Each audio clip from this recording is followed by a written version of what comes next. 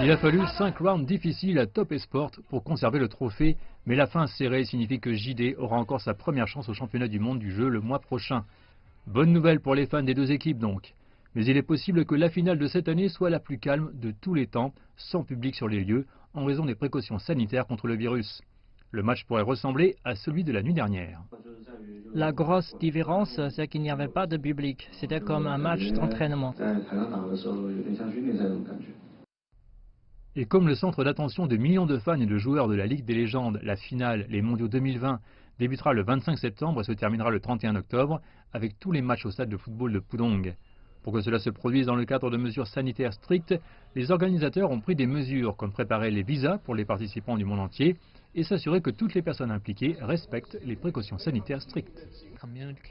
Il est toujours très difficile de communiquer avec des joueurs étrangers sur tout le processus que vous devez suivre en Chine, mais au cours des derniers mois, nous avons mis en place la connexion et la conversation avec chacune des régions étrangères pour parler avec eux de manière transparente sur ce qu'il faut faire en Chine pour participer au Mondiaux 2020.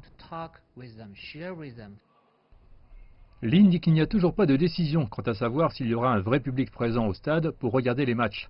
Cela pourrait être une déception, mais les experts pensent que cela n'affectera probablement pas la majeure partie des revenus des jeux. Bien que les recettes de billets constituent une partie importante, ce n'est pas la plus grande.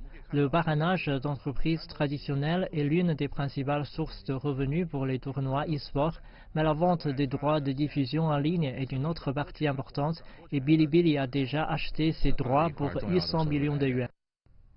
Comme il s'agit de jeux électroniques, il n'est pas surprenant que l'auditoire électronique soit si important. Le concours de printemps de la Ligue des légendes a connu une augmentation de 27% de l'audience quotidienne en ligne. Pour la finale, le chiffre était en hausse de 42%.